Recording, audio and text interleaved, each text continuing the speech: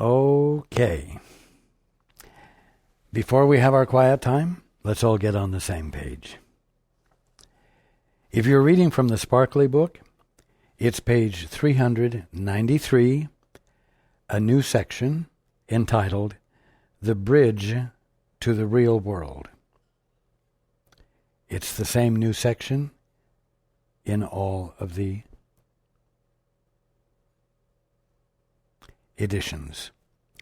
If you're reading from the second edition, it's page 345. In the first edition, it's page 321. If you're reading from the JCIM, it's page 165. And if you're reading from the CIMS edition, it is page 331. Again, a new section entitled The Bridge to the Real World.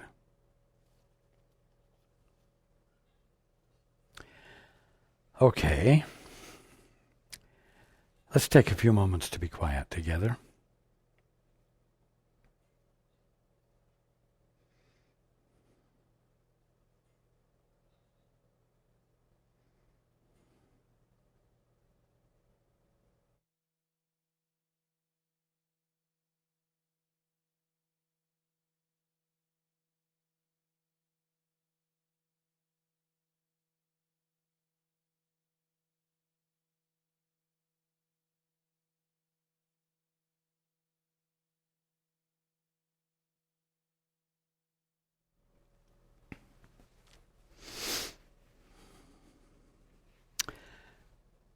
Good evening.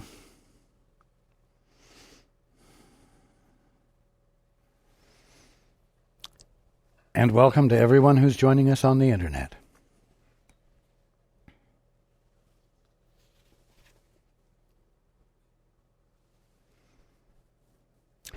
Before we go into the book tonight,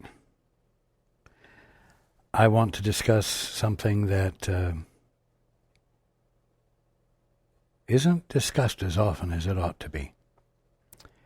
And it's the meaning of the word correction. It's a word found many times in the Course.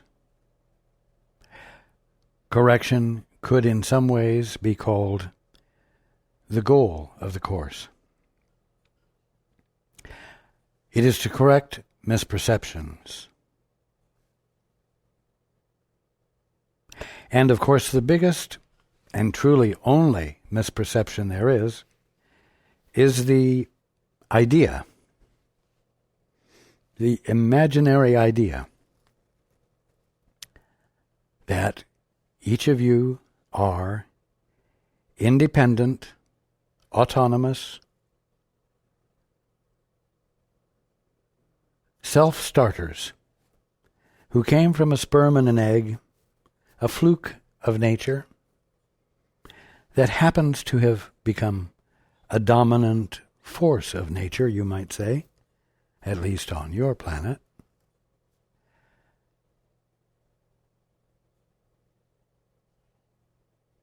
Survival of the fittest, as we've discussed extensively, is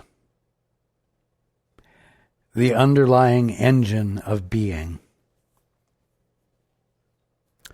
And this is a misperception. This misperception must be corrected. And that's what all of this is about. All of this time we've spent talking, considering, reading the Course. And here we are talking about the two-step, the place where you hesitate, you shut up your mind, you abandon your confidences in what you believe, and you reach outside of the box of your mentality, your self-constructed mentality, and you say of God or the Holy Spirit or the powers that be, that which is the cause of everything. What is the truth here? And then you remain silent and you listen.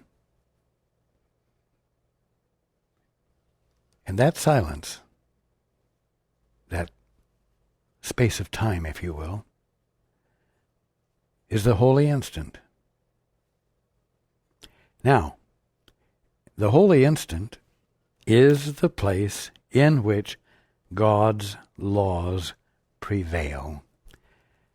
And I have said this many times over the past few months, and I've said it in a way that I know is reassuring to everyone. In other words, it is reassuring to know that if you practice the holy instant, if you practice the two-step and go into the silence with genuine curiosity to know the truth beyond your present sense of the truth of everything, that you indeed move into a place where God's laws prevail and nothing else does. It's reassuring to know that. But here's something that most everyone tends to overlook.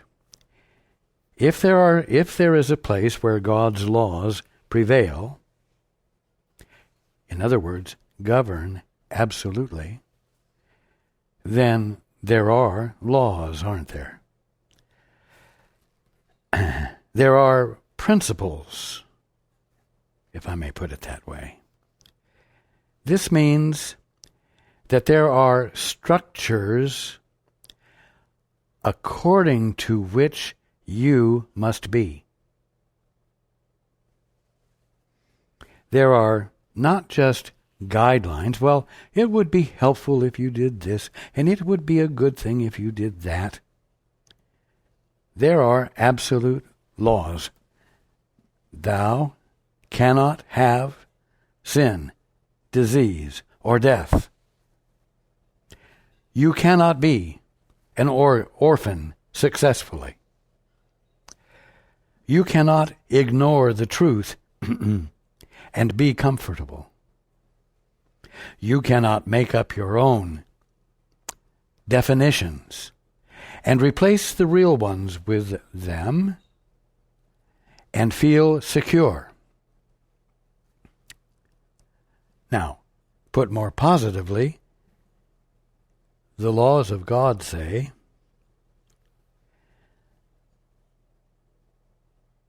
obedience to truth, love of truth, heals, transforms, causes the laws of God to become visible to you as an experience, not just an intellectual theory. You must abide by the way things work if you would experience heaven here and now.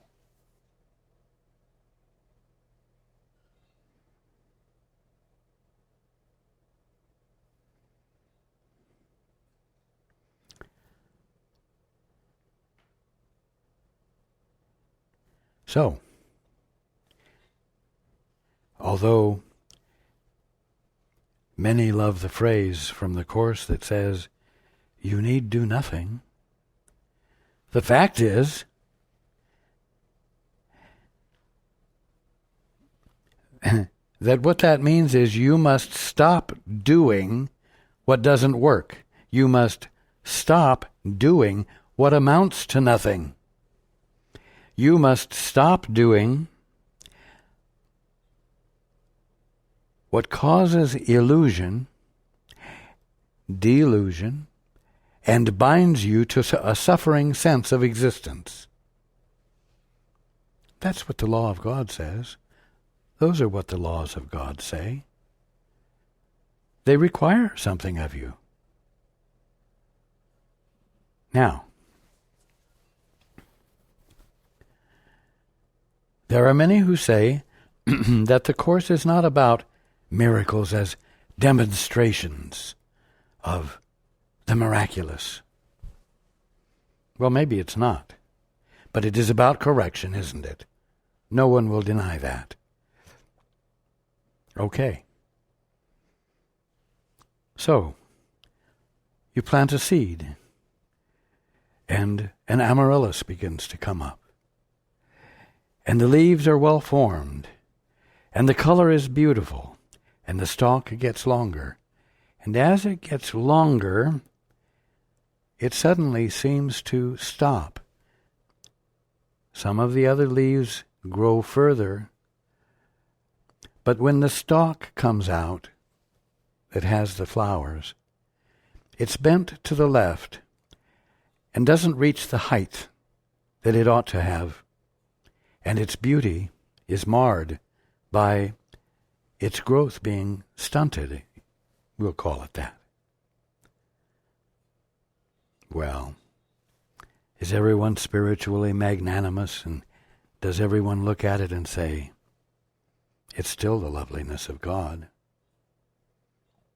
And even though it's not ultimate, I will appreciate everything about it. And I know that although the flower might not be standing tall and proud and majestic, it's still going to be quite enjoyable.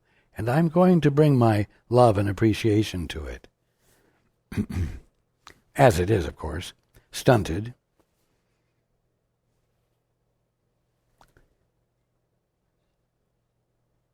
And that can be considered miraculous thinking. That can be considered.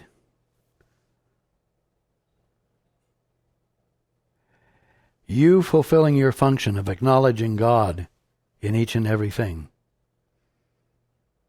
and glorifying God in each and everything, and not filling yourself with sadness or a little bit of remorse because it's not quite what it could be. But I'm going to ask you, where is the correction? What is correction? Why, it's a miracle. It's a sudden shift of perception, isn't it?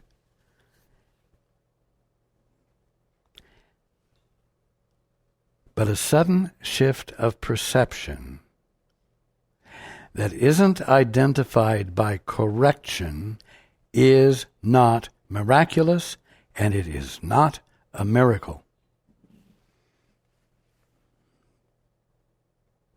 Now, what if this alteration in growth appears to be happening to a child, your child perhaps, your grandchild, your niece or nephew?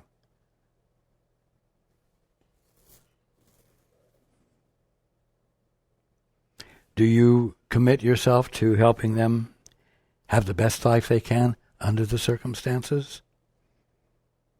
Do you maybe do the two-step and say, Father, what is the truth here?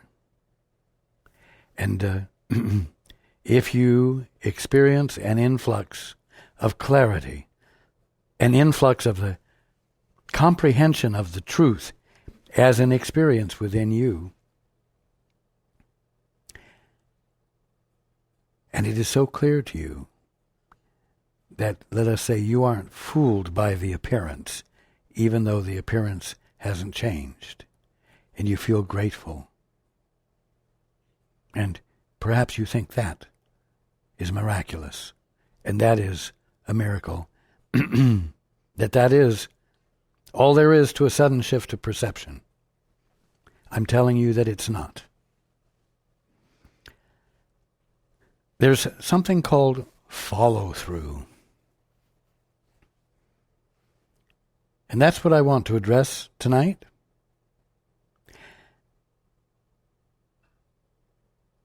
Because most everyone doesn't really comprehend the miracles that A Course in Miracles is about. You tell me what on earth it could possibly mean for you to take steps which constitute the bridge to the real world that we're going to be talking about. You tell me what on earth meaning there can be to practicing the holy instant.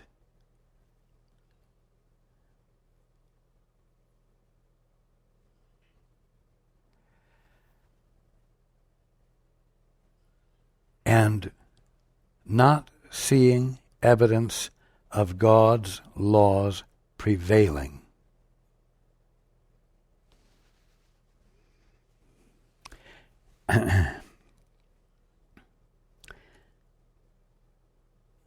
If you're not seeing the lengthening of limbs, if you're not seeing the symmetry of a plant restoring itself, you haven't tapped A Course in Miracles.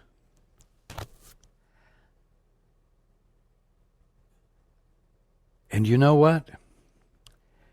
You sort of glide along in a sense of hope and a sense of confidence and a general uplift. Not a spectacular uplift, but a general uplift that's a little bit better than what everyone else is experiencing. And you think that's all that it's about. You think that's all that you deserve. That you think that's all that you can have. Because, of course, A Course in Miracles is about something else. It's just about a head trip, a shift of perception.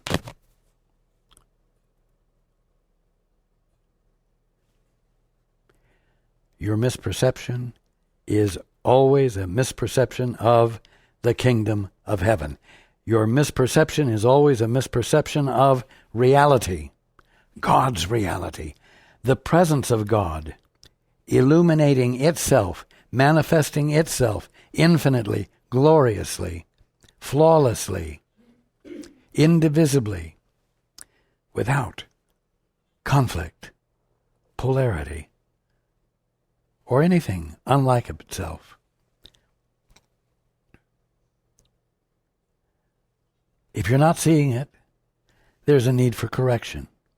The need for correction practiced, and I'm going to say accomplished, is going to be you seeing the kingdom of heaven, seeing God's creation. Right here, right in front of you, the hand at the end of your arm, the limb of your granddaughter or grandson that's shortened. You're going to see correction of it. Why? Because you're going to see reality. You're going to see what God is being right there flawlessly, eternally, unchangeably, beautifully.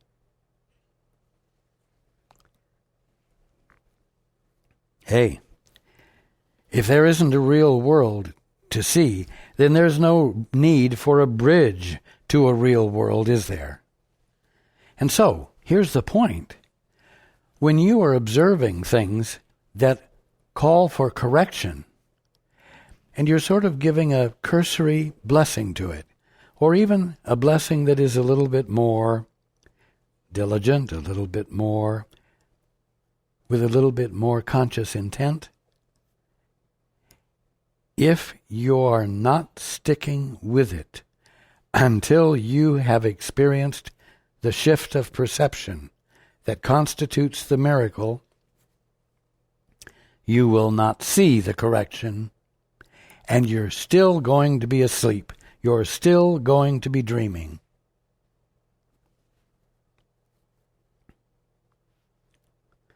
Well, I've been studying the Course, and, we have problems from time to time, and in fact, there's a problem going on right now, and I'm doing my best to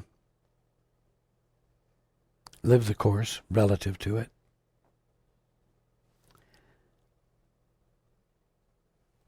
But I really don't know what to do. Well, we've been talking about what to do. What I'm bringing up tonight is that when you do the two-step and you don't see the correction, then there's still a call for correction, isn't there? A call of correction for what? Your perception. And so it's not time to put it down.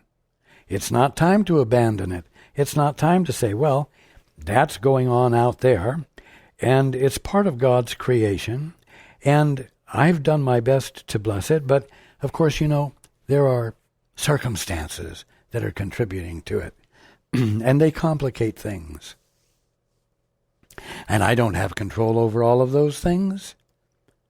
Hey, maybe the plant doesn't want to be healed.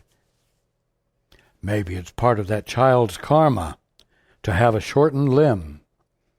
Maybe it was part of the lesson plan for this lifetime. Bullshit.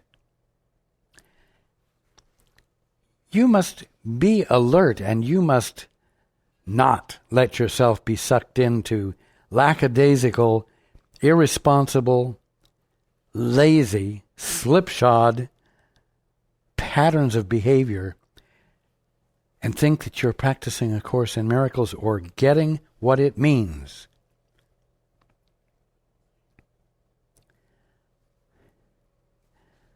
Well, Raj, you say, the only right use of will is not to use it. I love that phrase, Raj. The only right use of will is to choose not to use it, to not practice self-will, to abandon willfulness. Well, indeed, yes. But I didn't say sit down and sog like a lump of silly putty, or bread dough that just flattens out and becomes sluggish and big and useless. No. The only right use of will, meaning human will, is to choose not to use it. When you choose not to use human will, you do find yourself moving into a place of, for lack of better words, willingness. Willing to be present with, to cooperate with, to not assert yourself instead of something else, and to let yourself fit in with the something else. And when that expression of intense self-will is abandoned, some things spontaneously happen, like harmony is experienced. You don't feel at odds with everything. And you begin to feel the meaning of everything and how you fit into it. And you find that in the absence of your willfulness, it becomes very clear to you how to be. How to be, not how to sog. How to be, a verb, a vital, active verb, to be. To be what? To be perfect. To be perfectly appropriate. And so that means you're going to do something. You are going to do things. You are going to be the movement of appropriateness. And so you will act. But the action will not come out of self-will. It will not come out of the orphan mindset. It will arise in you because the something that you have let yourself be part of, to blend with, to fit in with, is the rest of you, which really means it's all of God. And so what God is being becomes reflected in your actions. Will is expressed. This must be understood. You will not end up doing nothing. You will be the fullness of the expression of God in all appropriateness at every given moment, which means that everything you engage in will be ultimately meaningful, ultimately valuable, divinely real. And so you know what? Since this is what happens when you practice the holy instant and go into the silence, and unseparate yourself from your source,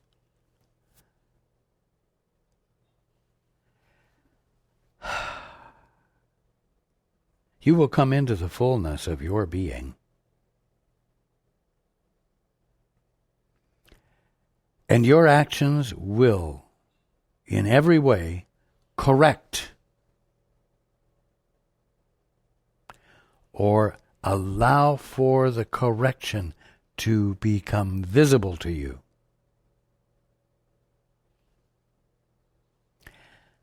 Because you're not going to give up your attentiveness to the Father's perspective until every last speck of illusion is gone, until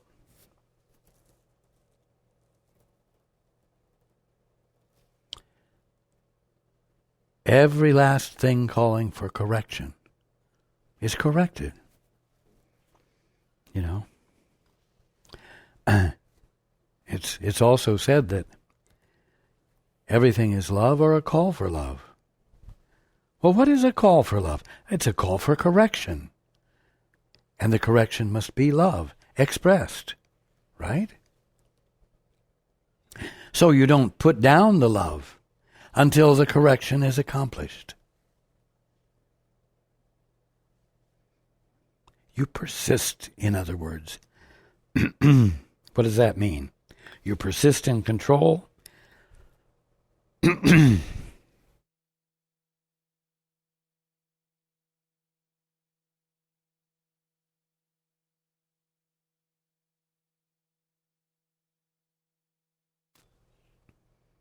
You persist in control? No. You persist in preparing your mind to have the true perception. You persist in bringing your attention to that place where God's laws prevail, and where, therefore, His perfection is available for you to experience, and where your capacity to be utterly and perfectly appropriate because the Father's will is what is finding expression in you allows healing to be experienced by others.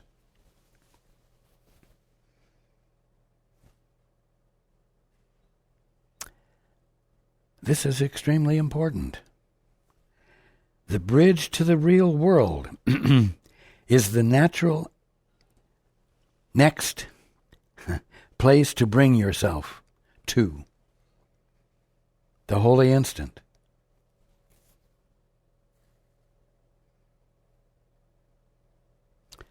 Why? So that you might be happy in your illusions, so that you might continue to see something else right where the kingdom of heaven is? No. But so that you can see reality as it is right here, right now. That's the whole point. Now, the new section, The Bridge to the Real World, begins. The search for the special relationship is the sign that you equate yourself with the ego and not with God. Why does it say that? Because it's the orphan, it's the independent authorizer who has gotten a divorce from his father, who seeks and values the special relationship because its existence, or its seeming existence, as a viable entity independent from the Father, can only be experienced that way when there's a mutual agreement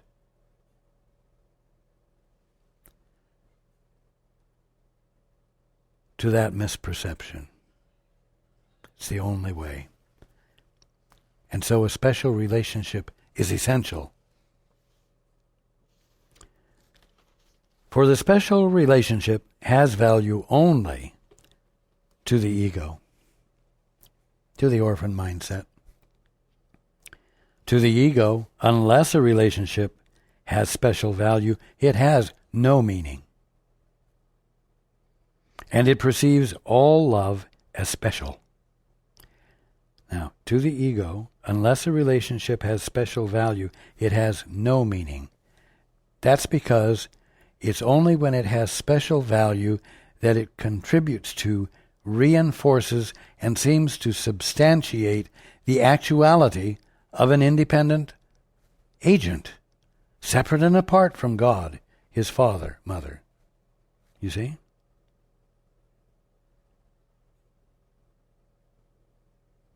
Yet this cannot be natural, for it is unlike the relationship of God and his Son, and all relationships that are unlike this one must be unnatural.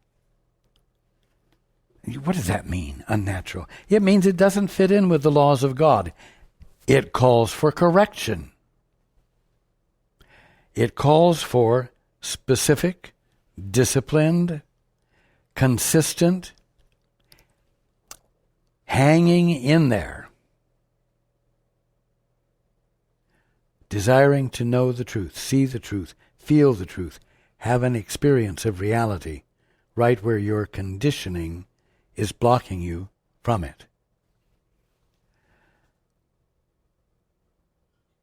For God created love as he would have it be, and gave it as it is. Yeah. Simple, pure consistency. Uncomplicated. Doesn't change as it goes down the road, becoming something else a little bit different. Not quite like its original. No. God created love as he would have it be and gave it as it is. Love has no meaning, except as its creator defined it by his will. It is impossible to define it otherwise and understand it. No other mutual agreement that anyone comes to about it can change it from what it is. And any attempt to redefine it and agree to believe the misunderstanding will cause you not to understand what love is. And it calls for correction. Persistent intent to answer the call for love, to answer the need for correction, until you have the transformative experience of it that can be photographed and recognized by all. And you know what? Reality is photographable. The kingdom of heaven is experienceable. And the kingdom of heaven is everything you're experiencing without flaws, without having any misuse assigned to it, without being capable of harm in any way. You see? Identifying fulfillment totally.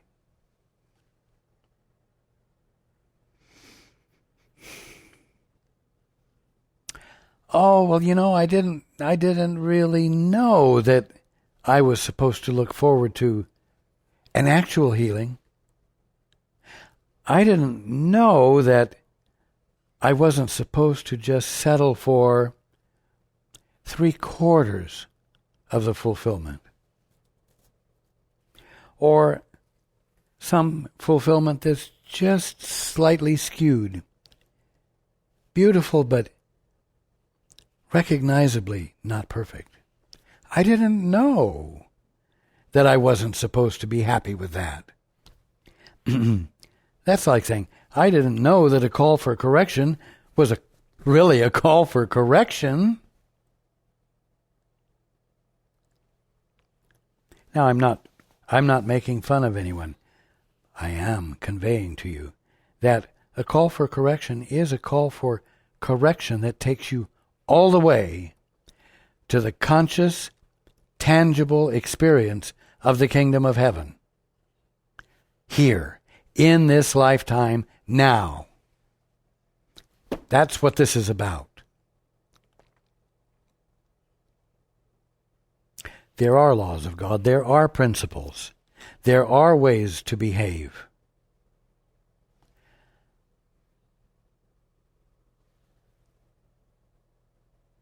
And you know what? The Ten Commandments and the Beatitudes are very helpful.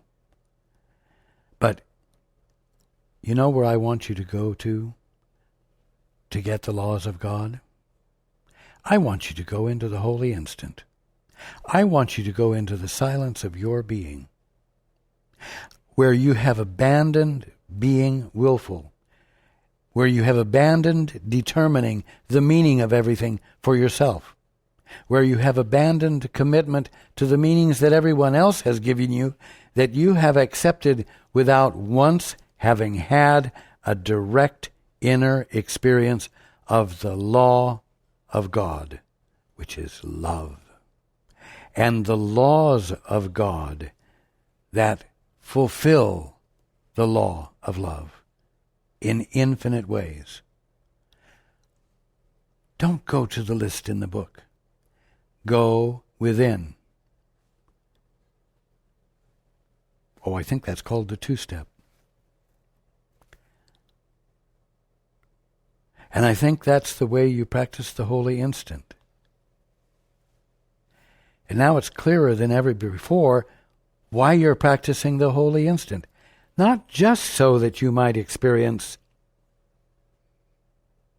the fact that here is where God's laws prevail, but the fact that because here in that inner altar of your being, God's laws prevail, you see the evidence of the kingdom of heaven come to view.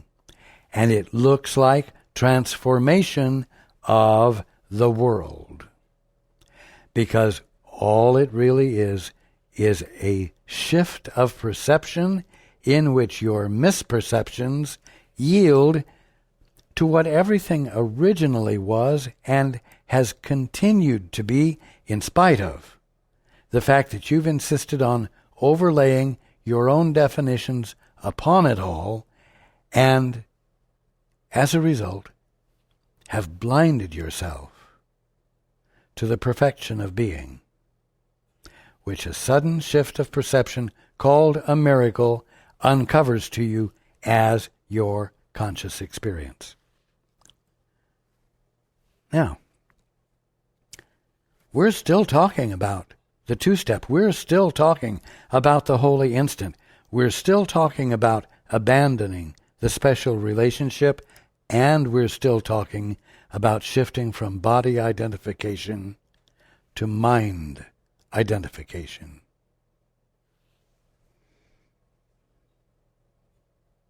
And I trust that I have been talking about it in a way that has crystallized even further for you how things work, so that you are less confused, and so that you are able to bring willingness rather than willfulness into play with greater consistency.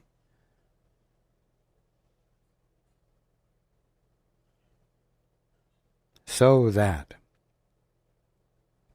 correction will occur, and correction will mean something more than just a new idea in your head that makes you feel temporarily more comfortable.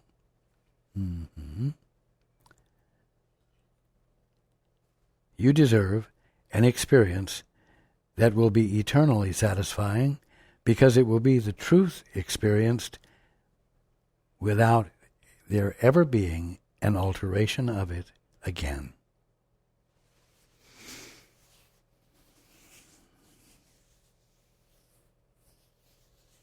Now, I may not have talked as long as usual tonight,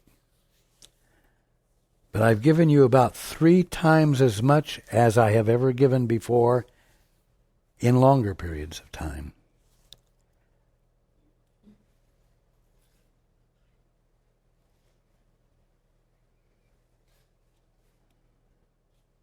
I bet it's going to be a great week for you. And I look forward to being with you next time.